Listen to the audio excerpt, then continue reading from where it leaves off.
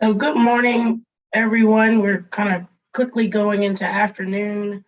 Welcome to the Vision Zero work group meeting. I'm just trying to get my agenda really quickly up. All right. So again, it's been a while since we've met. So I'm sure we have a great update for today. So I'll start seeing if we have a quorum with the roll call by Ms. Firestone. And I guess, Chet, is there anything with regard to the virtual meetings that needs to be disclosed? No, we're continuing to use the virtual format. We are doing that until further notice, and I think that everything else should be just as it was the last few times we've met. Okay, awesome. Ms. Firestone? Certainly. Town of Ashland, Miss Amos? Here. Thank you. Let's see, Chesterfield County, Miss Smith? Goochland County, Mr. Coleman?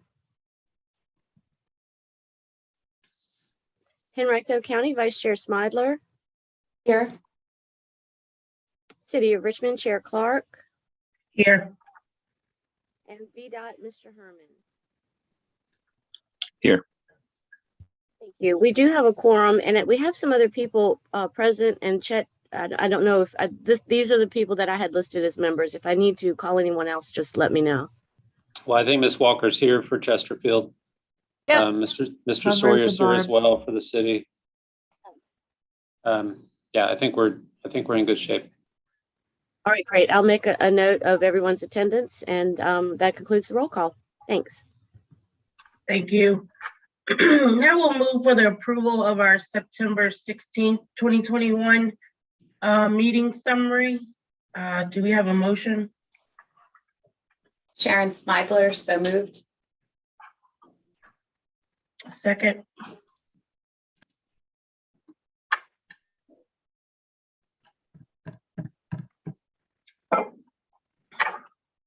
Do we have a second?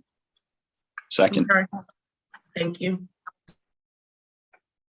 All in favor, say aye. Aye. Aye. Aye. Okay, right now we'll move to item 3, which is the open public comment period. Do we have any persons that are online that would like to speak or have submitted any form of comment? Chet? We have not received any comments ahead of time. There are a couple folks that are listed as attendees. There's a Q&A function at the bottom of the screen if you'd like to ask any questions of the committee or during the presentations. I know Eric, Ryan is listed as an attendee, and we've invited him to be promoted as a panelist, but for now he's an attendee. So I'm not sure if there's anybody else, but Madam Chair, that's what we have right now. Okay, great. On to item 4. At this time, I don't have a formal chairman's report, so we can move to item 5. And I guess that I'll turn that over to VDOT and VHB. Yeah, hi, Stephen Reed here. We're proud and honored to finally put our report in a final form for you all to take a look at after getting comments from the TPO staff. So Eric's gonna take the lead as the lead author of this today to walk you through that. And we'll go from there in terms of what the committee wants to do with it. All right, thanks, Stephen. Can everyone see the cover page? Yes. Yes. All right. So yeah, good morning, everyone. I'm Eric Tang of VHB, and along with my colleague Chuck Conran, who's also online here this morning, we're pleased to present this draft of the Richmond Regional Transportation Safety Plan.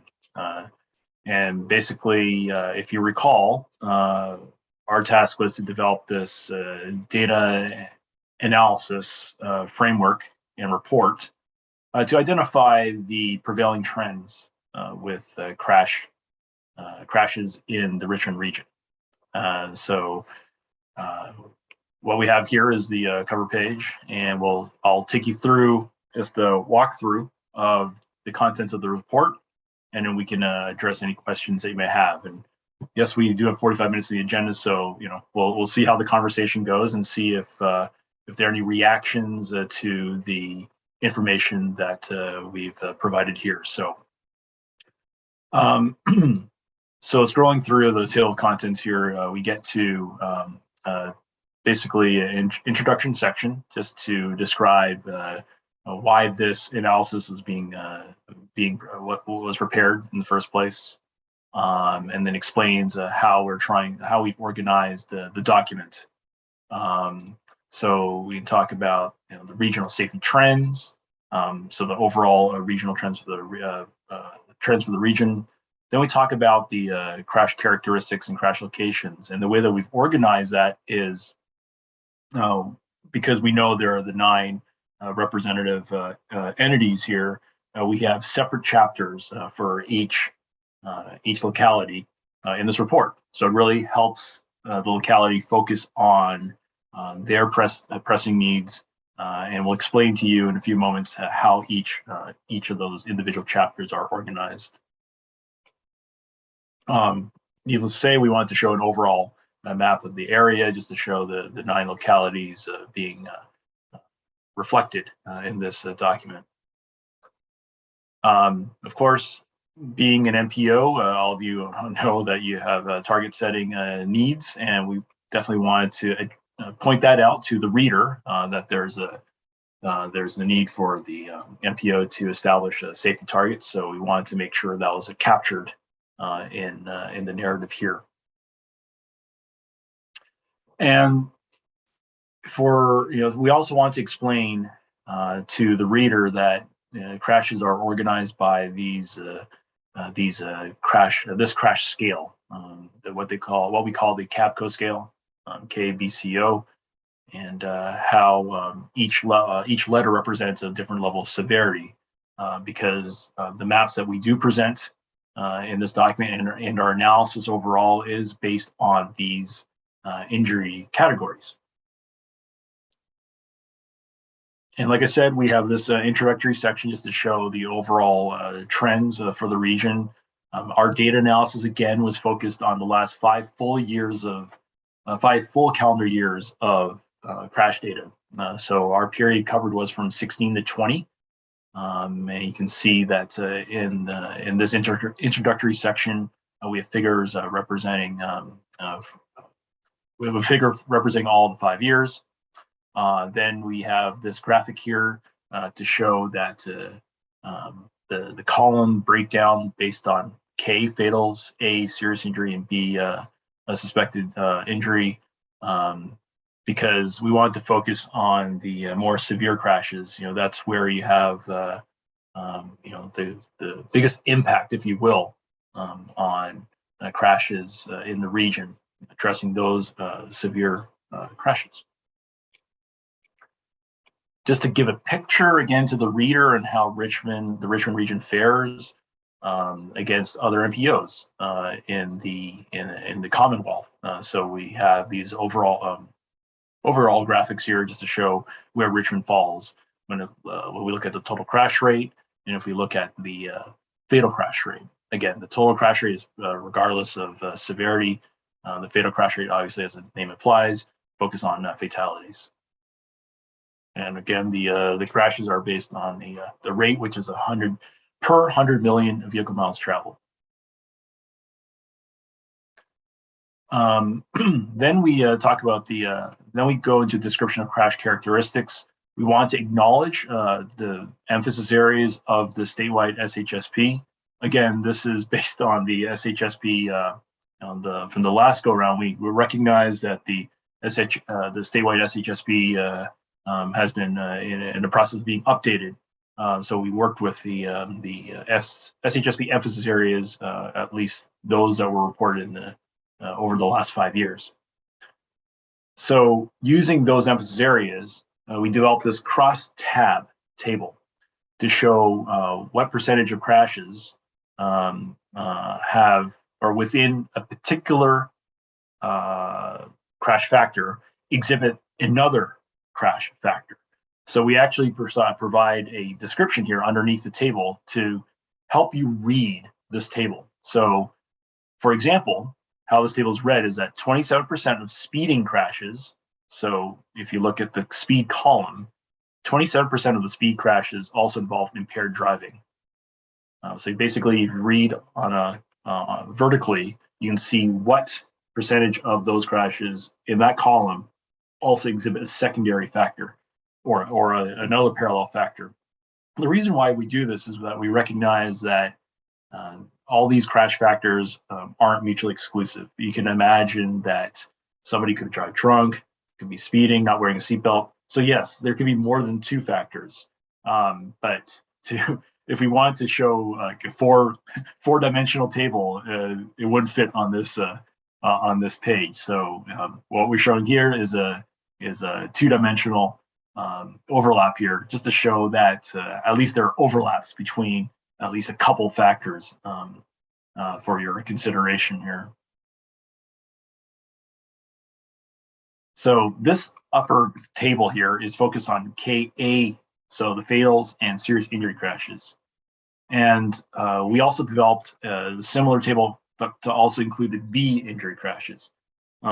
We recognize that in certain localities, there aren't enough fatal and serious injury crashes to help provide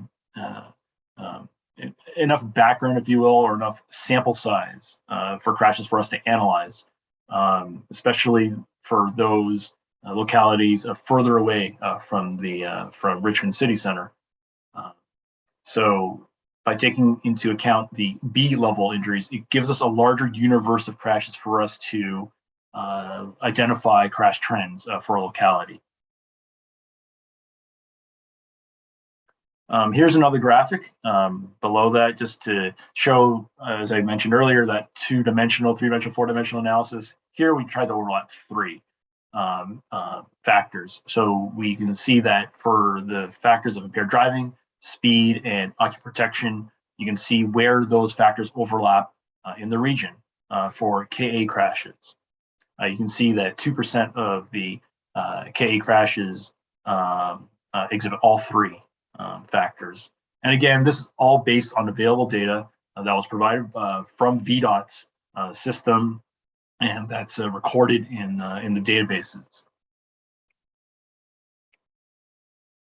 Some of you are probably interested in time of day crashes, so we provide this graphic for the overall region, just to show the temporal nature of the crashes in the region, with a greater peak in the later afternoon or the PM peak period.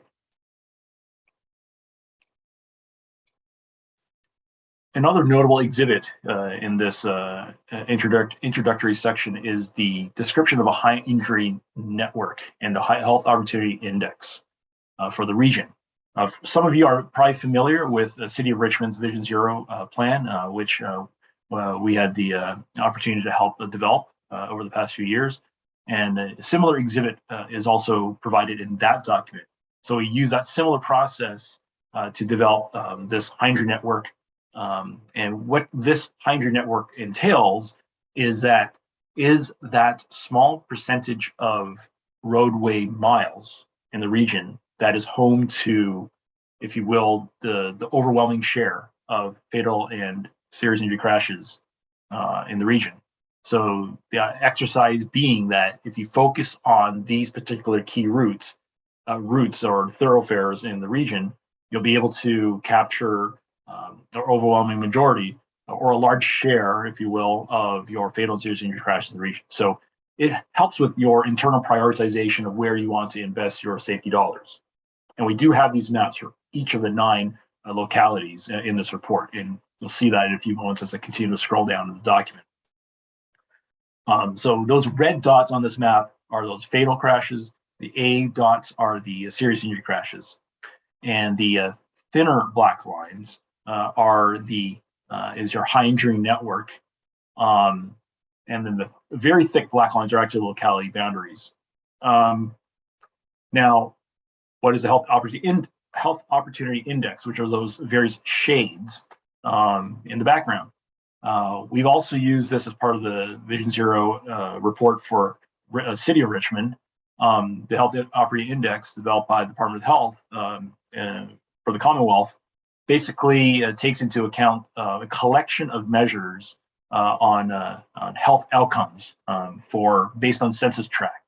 So the darker the shade here are the poorer outcomes. So it's a combination of access, demographic considerations. So several factors that are behind the HOI.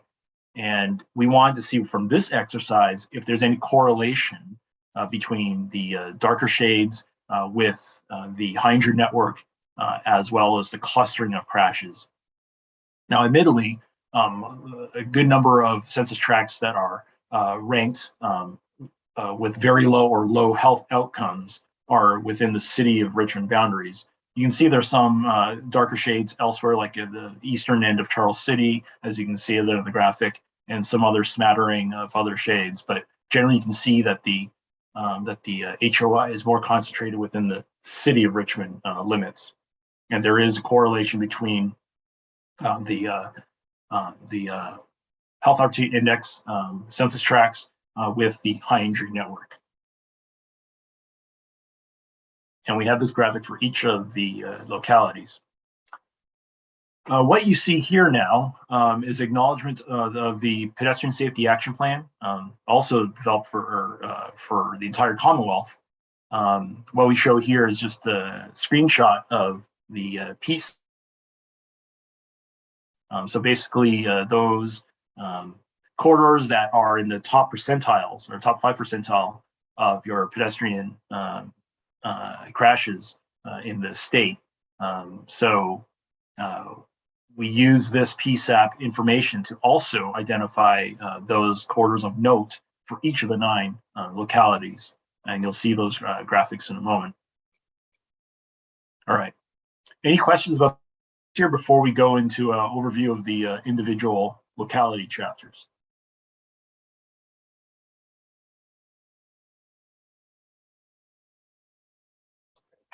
All right, hearing none. I don't necessarily need to go through all 9. I'm going to use Ashland as an example. So again, the idea here is to for each locality to get a sense of what they're looking at as their key crash factors. So just like what you saw for the region-wide tables, we developed we inserted the crosstab tables. So for Ashland, here we have the KAB table, because if we were only to focus on Ks and As, there wouldn't be, quote, enough crashes for us to analyze. So we included the B level crashes. And so you can see the overlaps between different emphasis areas. So you can see that for each locality, we do highlight, just based on the data, those crash factors that could be of greater interest to that locality. So in the example here of Ashland, we highlighted that intersection, young driver, bicycle, and speed crashes could be of greater interest to the locality based on our review of the data for the community. Then, like I said, we have the HOI and the high injury network map here. So again, the thin black lines is the high injury network, and the shades are the health opportunity index. Now, a question you might ask is, why are the thin lines, why is it for the entire stretch? So when you don't necessarily see dots scattered throughout. It's easy to provide various segments throughout the region for a high injury network. But our philosophy behind developing a high injury network is to look at a consolidated route. So we want to take a look at the entire route through the community or contiguous segment, because when you're going to invest your safety dollars, you're probably going to look at an entire corridor, not necessarily very, very specific intersections or segments, you're probably thinking of the corridor from a corridor perspective. And because it's a regional plan, we also wanted to show there's continuity. So that's why these thin lines extend into your neighboring jurisdiction. So like Hanover, you can see how the high entry network in Ashland, how it correlates to the high entry network in Hanover. So there's continuous investment throughout a corridor. And that also helps VDOT as well, right? Being the owner of the roads, generally speaking, in a number, most areas of the state. So, they can see, where that high injury network, affects their roadway system. And just to give you a summary, like not only did we just provide you the thin lines of the high injury network, we also wanted to show you, based on the historical data from the last 5 years, what that length is of the analyzed segment, the number of K, A, and B crashes for that high injury network corridor. And then what percentage of the localities KA or KB crashes were on that segment. So not only do you have the map from the previous page, but you also have some numbers to work with, so you understand, the magnitude of the crash severity and frequency for your respective high injury network corridors.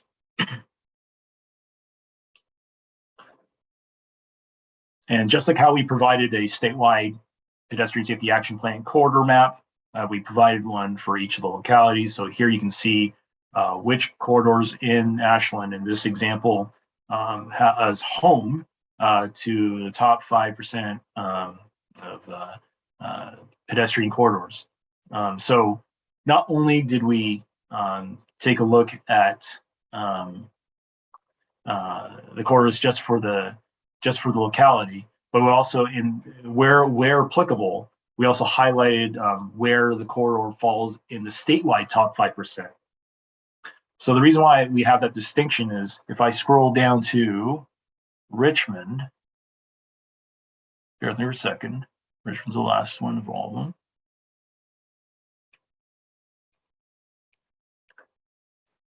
of them. So here is Richmond's PSAP corridor map. And what we show here is that the blue lines in Richmond are in the top 5% for the region. So all 9 localities combined. And then what we have for the red over in Chesterfield are the top 5% in Chesterfield on the bottom left there, but they aren't in the top 5% of the region as a whole. So because there's, as you can see, there are many more pedestrian safety action plan corridors in Richmond, and they sort of drive that top 5%, if you will. So if we were just looking as a region as a whole, the red corridors in Chesterfield wouldn't show up. But since Chesterfield, let's say as an example, is interested in which corridors are in the top 5% of their own locality, that's where the red ones show up, specifically for Chesterfield. The gold colors are those corridors that are in the top 5% for the locality itself, as well as the region as a whole. So you can see that Chesterfield is not only home to just red lines; they have some gold that do fall in the top 5% of the region as a whole.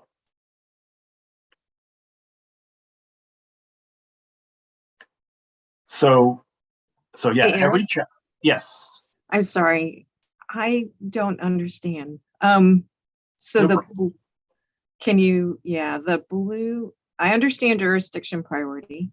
Mhm. That means it's in the top 5% in our county. Yeah.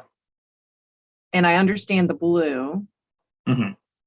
but what's the orange or gold?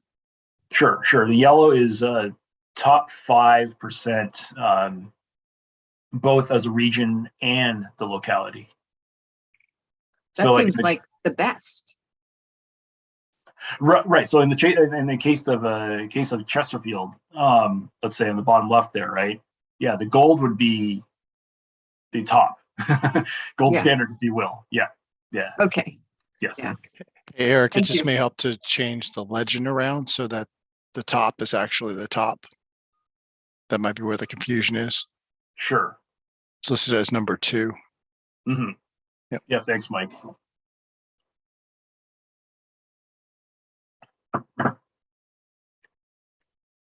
Yeah, thanks for the questions there. So each chapter is organized that manner. So if I just scroll back up to Richmond, just using it, since this is the last one, right? We have the cross tab. We highlight which emphasis areas could be of note for the locality. Then we have a map of the high injury network, as well as the health opportunity index shading. And then we have the listing, the actual tabular listing of the high injury network corridors. So of course, Richmond's is longer. There are more corridors in Richmond.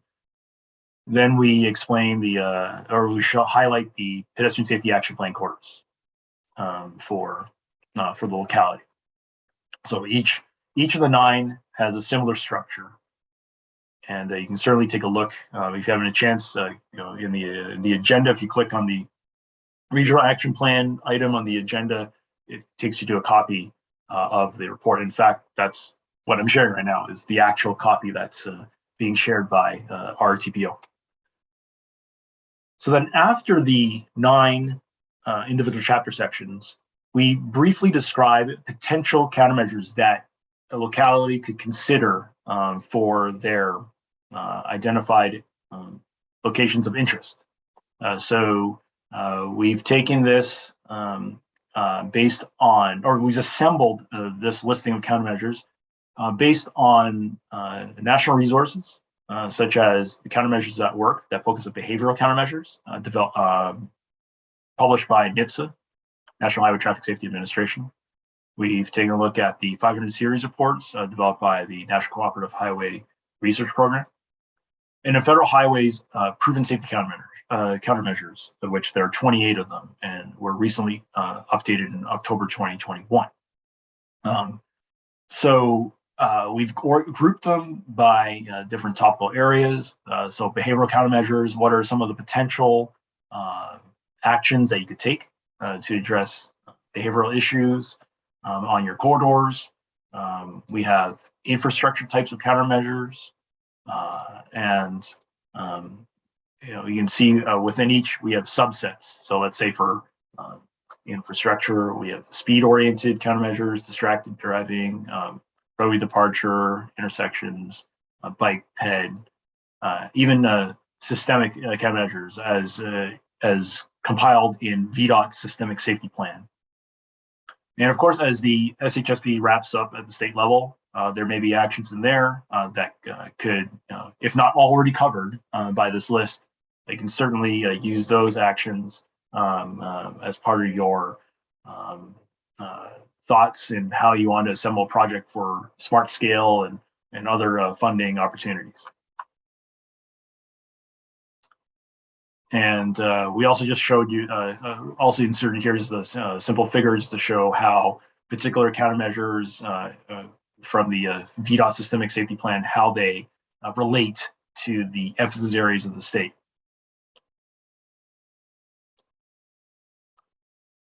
We also acknowledged there are some implementation options for each locality, whether it be thinking about programs to enhance safety culture, acknowledging a safety subcommittee working group, of course, this group that's meeting here today, and to continue meeting as a group to facilitate the discussion of the implementation of strategies and actions that align with some of the identified issues from this data analysis effort that we've just completed. And then acknowledging that, yeah, there's, we've provided just an overview of the various countermeasures, but, to come up with the specific actions moving forward to really push things forward, certainly a recognition coming out of this data analysis here. We also want to acknowledge that, yeah, there's opportunities to share resources between jurisdictions, updating the mapping. Right now, our mapping, our analysis for a snapshot in time. There's probably opportunities in the future to just update the analysis. I know Stephen is is definitely trying to work with you guys to see how the GIS layers they can be incorporated into a central repository where the member jurisdictions could access information easily using the data that we've compiled through this effort from the past few months. Stephen, did you want to expand on that? Yeah, actually, Eric, we're going to meet internally tomorrow to see how we can translate these GIS layers onto our ArcGIS Online account and make the data summaries available. So yeah, the census tract based stuff, as well as the point crashes, and then the high injury network shapes. So hopefully those will be available for the TPO staff and or jurisdictional staff to grab off of our VDOT account. That would be great. Thank you. Yeah, so the images that you saw throughout this document, those layers, that's what we're trying to, that's what Stephen's referring to. What you saw in this document is what you'll have access to.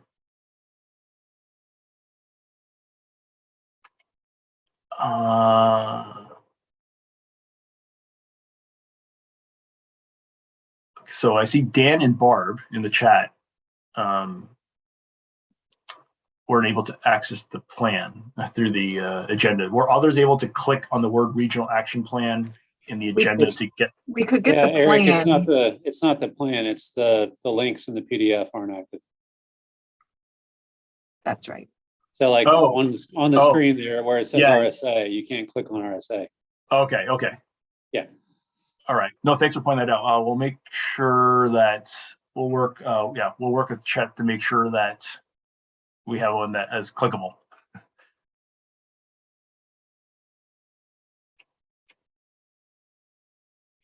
And then, and yes, that's so that's the end of the implementation discussion. Then we use the appendix just to describe what are the definitions of the emphasis areas as defined in the previous, or the outgoing SHSP, if you will. So I see Kenneth Lance has a question about the presence of bus stops and transit routes. No, unfortunately, in this analysis, Ken, we didn't do that. Just like how we did with high opportunity, health opportunity index in the high injury network, we didn't overlay the HIN with a transit route map, but that would be a notable potential future analysis. But Ken, the PSAP does have the transit routes in there, so it's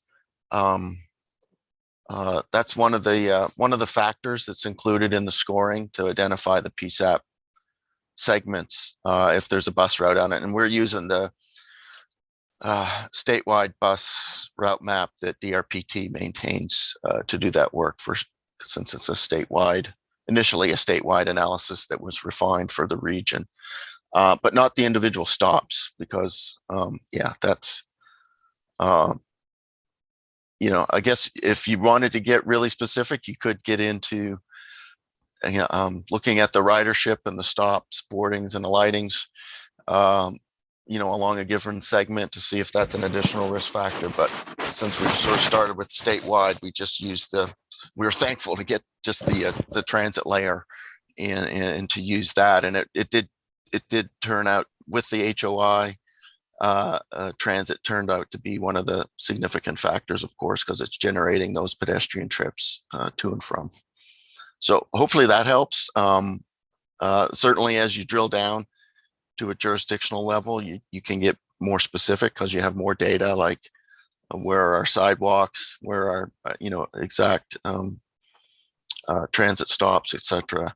But we didn't have that level of detail to use.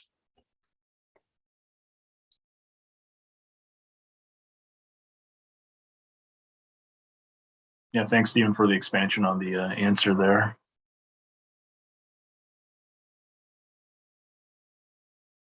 Any reactions from the group on anything you've seen from our overview of the document? Eric, I thought it was a good explanation of how you went through this, explaining the KA crashes and everything. And then the jurisdictional breakdown is helpful. So we can, it all ties into the region together, but still, so we can, those in our individual jurisdictions can, reach out to others in our area and try to come up with an action plan, and having this pinpointed and, applying for grant applications and some proposed solutions in here. I think this is a very helpful document, and I like the idea of the GIS images. I'm glad you guys are working on that too. I love this study. I'm so excited to have this resource, and I think it's really going to help us. It's just great, and getting the GIS layers is going to be fabulous. Yeah, we'll keep you posted. It hopefully won't take that long for us to publish it. So we'll send an email out through Chet and the TPO staff of when what that link is, so you can access and download the data. And Stephen, this is Chessa. Yeah, hey Chessa. Hey, I know this is probably bigger than this particular conversation, but it would be great for in the future with OIP's updates of VTrans needs, if this could be referenced as a data set, because some of this regional specificity gets lost in the needs for VTrans. Yeah, it does. And I need to consider that, particularly in the language where, you certainly can reference this as a local safety study, right? In terms of identifying, yeah. Right. So hopefully the timing is right for that, for this round of smart scale. In addition to what we have with the potential for safety improvement, that's used for the VTrans needs, and the VTrans needs as using an older round of the pedestrian safety action plan. So this will give you even more of the network to identify if you're focusing on the non-motorized improvements. So hopefully, yeah, definitely reference this in this round of smart scale. Thank you. And I was going to say that I found the overall presentation very well and knowledgeable, and specifically the general countermeasures that were presented, both in kind of behavioral and infrastructure. I think that for actually, implementing and getting it out to the community and really being able to push some of those programs and some of those initiatives to actually start to change behavior is important as well. And I think that including that and giving the examples of what a locality can do is very helpful as well. I think we had a couple, I think Ken put a question or so in the chat. And then I just wanted to briefly ask the group really what some of our next steps would be, especially for the larger TAC group, and how we may want to approach, introducing them to some of this work that we've been doing from the working group. So, Dorona, to answer Ken's question about time of day and seasonal variations, we didn't go into that additional level there, Ken, to break it down even further. So we'll be able to answer the question there about the crashes during periods of shorter daylight, to use Dan's comment there, not accidents, crashes. Yeah, and Eric, but we do have the crash tree spreadsheets, right, to provide to everybody? Are those? Yeah, we have crash trees that we can share, and with these crash. So yeah, if you recall from a previous conversation or the previous meeting, behind the scenes we have this crash tree tool, and we talked about providing GIS layers to each jurisdiction we've also developed these crash tree tools. If you recall, it's sort of like your choose your own adventure type of spreadsheet where you choose the factors that you want to know more about, up to 5 factors. And once you choose your factors, you can basically develop a flow chart of what percentage of crashes exhibit a particular factor, and then you move to the next level, what percentage of that subset of crashes exhibit a different set of factors. So from that spreadsheet, you can break down your information to as discrete of a level as you can, but only up to 5 levels if the tool handles it. Because if there are more factors within a particular, if there are, let's say, 9 different factors within a factor, your tree might get really large. So I will caution you that. So functionally, I feel like 3 levels in that crash tree will probably get you to the max of the use of the spreadsheet. But the bottom line is you'll get a spreadsheet to play around with factors like time of day.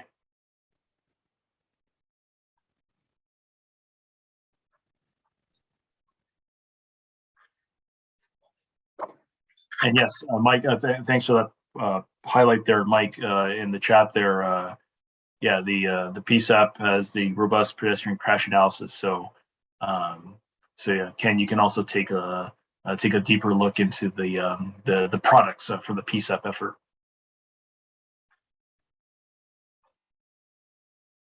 All right, Dearona. Hopefully that worked, and I guess you can engage the rest of the membership there for your question. Thanks, Eric. So again, I asked to the group and maybe Chet as well, really what are our next steps for introducing some of this information to the larger group.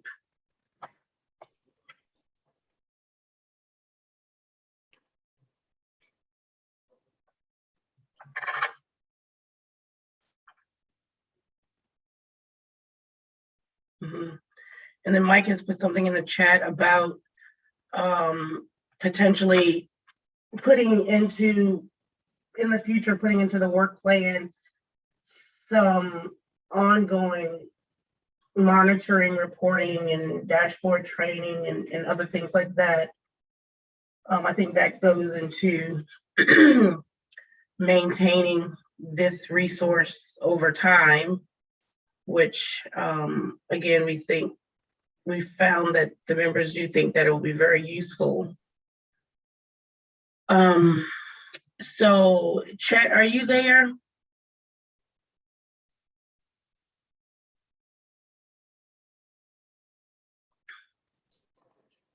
Well, I guess I'll go to my vice chair. What's some of your opinion on some of the next steps do you think that we should make in moving this effort to the larger group, and exactly what we may want to I wanted to ask Chad about the connection to the work plan on the deliverable, and then that would help probably with some of the decision on how to move sorry, forward. I'm here, Dorana. Sorry. Hey, Chad. Yeah, I think it's good to, go ahead, Chet. I'm sorry, I had to take a quick call. What was the question? So there were 2 things. I guess one, we were saying that what was the deliverable, I guess, in the work plan with this item, and how we would bring it to the larger TPO members. And then second, we were just saying with continuing effort for things like monitoring and reporting, like maybe incorporating those types of things in future work plans as well to keep this work up to date as we move forward. So the first question again is what would be our next steps in really moving this forward to the larger group, and really using this document amongst the region? Yeah, so that's a great question, and it's good timing. I think the first question, the answer is this work group should go back to TAC and report to them, maybe do the same some modified version of this presentation to go through the content. And then I think TAC should make the recommendation that the TPO adopt the plan with the timestamp, and, you know, as of whatever date the meeting is, April something or other, that the TPO adopts this as a regional safety plan. As far as updates, we're starting to work on the work program for FY23. And I think it makes a lot of sense to include language in there that we'll continue working with VDOT and other regional partners to update and provide best available resources to support the adopted plan, assuming the TPO takes that action. I'd recommend keeping the language general, but referencing the plan itself in the work program so that we can use that as cover for any type of activity that TAC might be interested in doing at that particular time. We're not too specific on any one work activity, but it's enough to encompass everything that we might want to think about. Okay. And so are the rest of the working group members in agreement with this approach? This is Sharon with Henrico. I agree with what Chet was saying to bring it before TAC. I think this is a great report to share and update for some jurisdictions who may not be on this call to have this information. I think that would be helpful to share. As far as I'm a little bit cautious about reporting because you might need to read through the document and just clarify about the reporting, any reporting requirements. But I like all the information that's in here. I just want to be clear on, you know, if the TAC recommends it and it goes to TPO, what are their reporting requirements, or just so other jurisdictions are clear of what's needed. But I think it's great to add this to the work list and, you know, up to date. And, you know, this can help us with our grant funding and, you know, doing these safety improvements to help the community.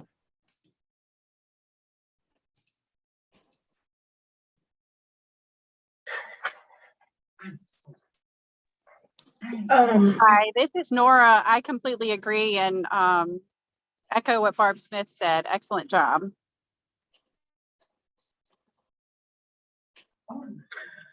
Okay, well, I think with that consensus, then, Chet, we would like to go ahead and move this to be on the next TAC agenda. And then if VDOT and VHB would be, you know, available for that meeting, that would be good. Yeah, Of this course, is we're talking Stephen. the March meeting, not the special meeting. Oh, yeah. Yes. This is Stephen. If you get it on my calendar, I can do the same as what Eric did today, but maybe in an abridged version. You just tell me how long an agenda item you have and we'll make it fit. And I guess Sharon, in Henrico, aren't you the chair of the TAC? So, So I'm vice chair for TAC. oh yeah, I forgot. And then Kelly Leduc is chair. Yep. So, maybe we'll ask, you know, if you could request that of the chair, Chet and Sharon, that would be great.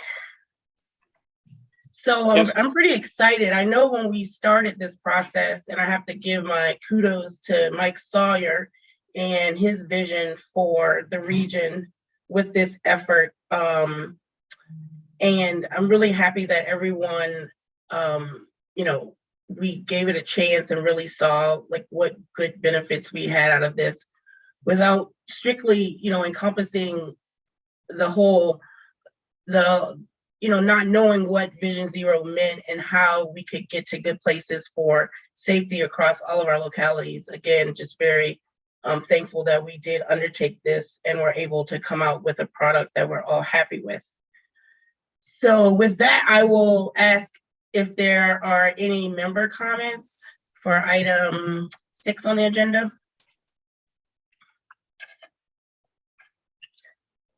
Hearing no others, I guess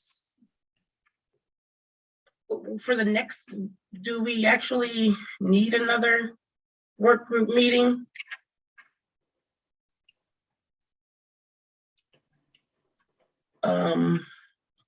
So with that, with us not knowing, I guess we can present to the TAC and let the chair let us know whether or not the work group is still needed. And then that way we can, and then if we do, we'll kind of send out the invitations for the next meeting. All right, with hearing no others, I guess we are ready for adjournment. Thank you, everyone. Thank you. Thank you. Thanks. Hi, thanks.